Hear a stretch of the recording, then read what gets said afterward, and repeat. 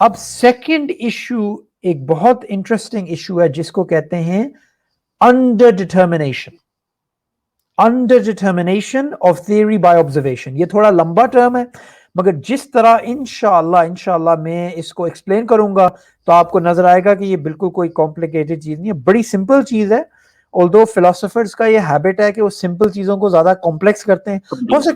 हो सकता है ये एक तरीका है ताकि इनका पता नहीं इनका स्टेटस हाई हो, या ऑब्वियसली मैं पिछले तकरीबन 10 साल से मैं फिलोसफी पढ़ रहा हूँ, मगर मैं आपको ये ऑब्वियसली ये मैं सारे फिलोसफर्स को अटैक नहीं कर रहा, मगर मैं जनरली कह रहा हूँ कि अक्सर इन लोगों को लिखना नहीं आता।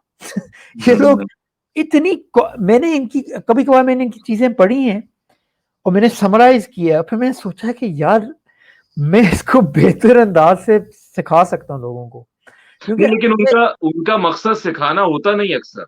यानी मुझे जो महसूस होता है वो ये है कि अकेडेमिया जो है, जितने भी हैं अकेडेमिक जो है, वो बाकायदा इस तरीके की कहना चाहिए वोकेबलरी इस्तेमाल करते हैं, ऐसी लुगत का इस्तेमाल करते हैं, ऐसी जार्गन इस्तेमाल करते हैं जो सामने वाले को मुतासर कर दे।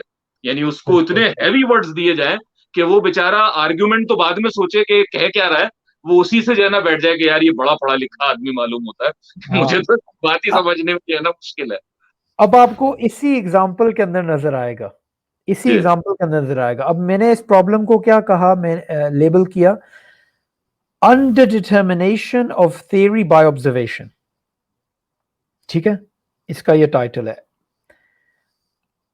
Under determination. इस लफ्ज को हम सेपरेट करते हैं, अंडर डिटर्मिनेशन। पहले हम डिटर्मिनेशन को देखते हैं। डिटर्मिन्ड का क्या मतलब है? उसका मतलब है कि उस चीज का आपको पता है, तय किया हुआ है। सही है, तय किया हुआ है, सेट किया हुआ है। ठीक है, डिटर्मिन्ड है वो चीज। मैं आपको देता हूं 5 पाउंड, ठीक है, मैं आपको कहता हूं कि आप स्लाउ टाउन सेंटर में जाएं और आपको मैं बताता हूं कि ऑरेंजेस माल्टे 1 पाउंड के और एप्पल्स 1 पाउंड के। ठीक है, ठीक है। और फिर मैं आपको कहता हूं कि आपने प्लीज अजीम भाई आपने 3 एप्पल्स लेने और 2 ऑरेंजेस लेने, और मैं आपको 5 पाउंड का नोट देता हूं। और मार्केट के अंदर मैंने आपको बताया कि ये प्राइसेस हैं 1 पाउंड 1 एप्पल, 1 पाउंड 1 ऑरेंज। ठीक है, तो फिर आप क्या करेंगे? आप मार्केट जाएंगे और मुझे कोई पूछेगा कि तुम डिटरमिन करो कि क्या है, क्या रिजल्ट है। मैं कहूंगा कि अजीम भाई वापस आएंगे और वो मुझे देंगे 3 एप्पल्स और 2 माल्टे। सिंपल, ये डिटरमिन्ड है।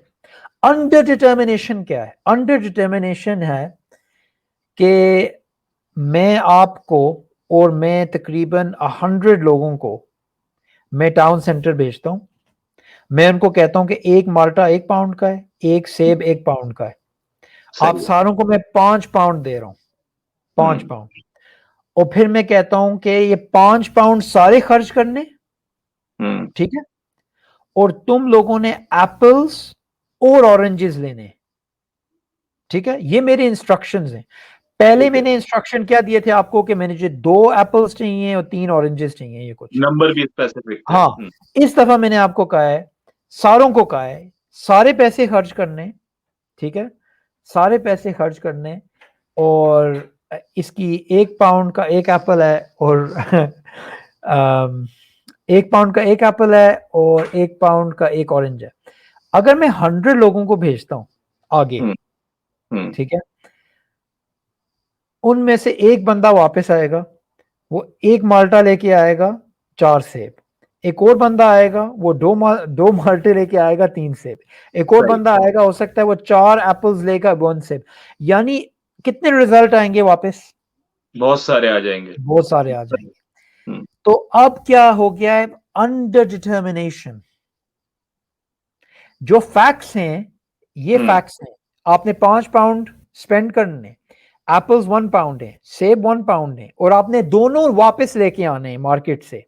मगर ये 4 फैक्ट्स आर नॉट इनफ। ये ऑब्जर्वेशंस आप कह सकते हैं, ये फैक्ट्स ये जो भी हैं, ये आपकी थ्योरी को अंडर डिटरमिन्ड कर देते हैं। तो इसका बेसिकली मतलब क्या है कि जब कोई साइंटिफिक एविडेंस आपके सामने हो, उस एविडेंस के थ्रू मल्टीपल थ्योरीज आ सकती हैं, एक थ्योरी नहीं। तो under determination of theory by observation का यह मतलब है कि any set of observations can produce multiple theory. अच्छा, इसके बारे में बड़ी इंटरेस्टिंग बात यह है कि चार्ल्स डार्विन ने ओरिजिन ऑफ स्पीशीज के अंदर, जो उसकी पहली किताब है 1859 के अंदर, उसने एक्चुअली ये कहा था कि जो बायोलॉजिकल इवोल्यूशनरी फैक्ट्स मेरी किताब में, उन्हीं के थ्रू कोई ऑल्टरनेटिव थ्योरी भी बना सकता है मेरी थ्योरी से, मगर मेरी थ्योरी मैं बिलीव करता हूं सच है। यानी वो भी इस चीज को एडमिट करता है कि scientific data is always under determined, मगर साइंसदान ऑब्वियसली वो ये नहीं कहते कि स्केप्टिक्स बन जाते हैं कि वी डोंट नो एनीथिंग, कोई भी थ्योरी गलत। वो एक्चुअली कहते हैं कि ओके, हम किस तरह फिल्टर डाउन करते हैं और इसको सेलेक्ट करते हैं, फिर वो पैराडाइम बन जाती है। मगर इसका ये मतलब नहीं है other theories are not possible, इसका ये मतलब नहीं है। अच्छा, तो इसी को कंटिन्यू करते हुए सबूत, जो आपने मिसाल के तौर पे अभी एक एग्जांपल दी, और मैं आना चाह रहा हूं उस तरफ कि एवोल्यूशन की हम बात करें। अभी तक हम साइंस की बेसिक्स के ऊपर चल रहे हैं, जाहिर है ये इतना डिटेल टॉपिक है कि इस पे ही हम कई प्रोग्राम्स कर सकते हैं। लेकिन मैं सोच रहा था कि जो ओरिजिन ऑफ स्पीशीज जब चार्ल्स डार्विन ने लिखी 18th सेंचुरी के अंदर, उस वक्त से लेकर आज तक, यानी जो आज हम 2021 में एक दूसरे से बात कर रहे हैं, इसमें क्या चेंजेस आई? यानी मैं ये जानता हूं कि इस पे बहुत सा क्रिटिसिज्म भी हुआ, इसको जिसने एक्सेप्ट किया उन्होंने भी बहुत सी अमेंडमेंट्स इनके अंदर लेके आए, कुछ रिवाइव किया। तो वो क्या चेंजेस हैं जो इस थ्योरी ऑफ एवोल्यूशन में इस दौरानिये में आई या नहीं आई? और क्या एवोल्यूशन को, यानी जब हम कहते हैं इर्तिका का सिर्फ वाहिद एक ही मॉडल या एक ही थ्योरी मौजूद है हमारे पास, जिसे हम एक काबिल कबूल थ्योरी मानते हैं चार्ल्स डार्विन की, जो यानी हमसे मुराद ये कि साइंटिफिक कम्युनिटी में उसको तस्लीम किया जा रहा होता है, तो या इसके अलावा और भी ऐसे मॉडल्स और ऐसी थ्योरीज हैं जो साइंटिस्ट ने पेश की हों और आज उसे एक हल्का कबूल करता हो? जी बिल्कुल, और ये आपका अच्छा सवाल है। मगर मैं ये सोच रहा हूँ कि आज की जो हम एपिसोड कर रहे हैं, इसके अंदर हम फिलॉसफी ऑफ साइंस को हम अगर कवर करें तो इंशाल्लाह फिर से मैं एक और सेपरेट कर सकता हूं सिर्फ साइंस पे, ये डार्विनियन साइंस पे, क्योंकि ये पहली दफा मैं टॉपिक एक्चुअली उर्दू में इतनी डिटेल के अंदर कवर कर रहा हूं।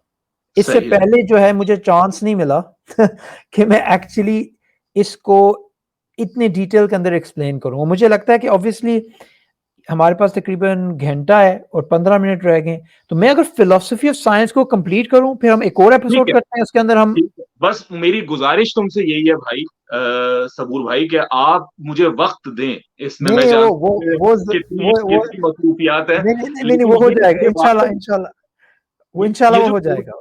उर्दू जबान की आप बात कर रहे हो ना सबूर, यानी अच्छा ये भी मैं बता दूं अपने नाजरीन को कि सबूर ने माशाल्लाह अपना एक उर्दू चैनल भी लॉन्च कर रखा है। यानी एक तो इनका चैनल जो है वो मशहूर व मारूफ है ही, कि जिसके अंदर उन्होंने अंग्रेजी में अपने सब तमाम लेक्चर्स रिकॉर्ड किए हुए, लेकिन सबूर ने एक बाकायदा उर्दू चैनल, जो कि अभी रिसेंट कुछ महीनों पहले ही उन्होंने लॉन्च किया, और उस पर मेरे ख्याल से कुछ वीडियोस मौजूद हैं, वो भी मौजूद है।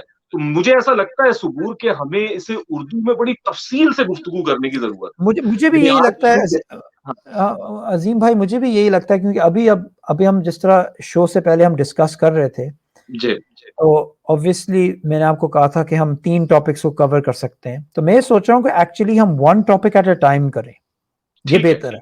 बेशक थोड़ा टाइम लगेगा, क्योंकि ऑब्वियसली आप कट अप करके जो भी आप अपलोड करते हैं, मगर देखें ये बात बड़ी इंटरेस्टिंग है कि जिस तरह मैं आपको अभी एक्सप्लेन कर रहा हूँ, ये फिलॉसफी ऑफ साइंस के जो कॉन्सेप्ट्स हैं, ये जो हैं कॉन्सेप्ट्स, ये इनिशियली जब आप इनको सुनते हैं तो ये थोड़े आपको लगते हैं ये थोड़े कॉम्प्लिकेटेड है, मगर इवेंचुअली आपको नजर आता है एक्चुअली नो, एक्चुअली ये बड़े सिंपल हैं, ये इतनी कॉम्प्लिकेटेड चीज नहीं है। अच्छा, तो थर्ड, अब मैं ये 5 एरियाज हैं जो मैं कवर करना चाहता हूं, सही फिलोसफी ऑफ साइंस में। मैथोलॉजिकल नेचुरलिज्म मैंने कवर कर लिया, हो गया जी। प्रॉब्लम ऑफ इंडक्शन कवर कर लिया, under determination of theory by observation कर लिया। अब ठीक है। फोर्थ और फिफ्थ में करना चाहता हूं आखिरी 15 मिनट में इंशाल्लाह। ठीक है।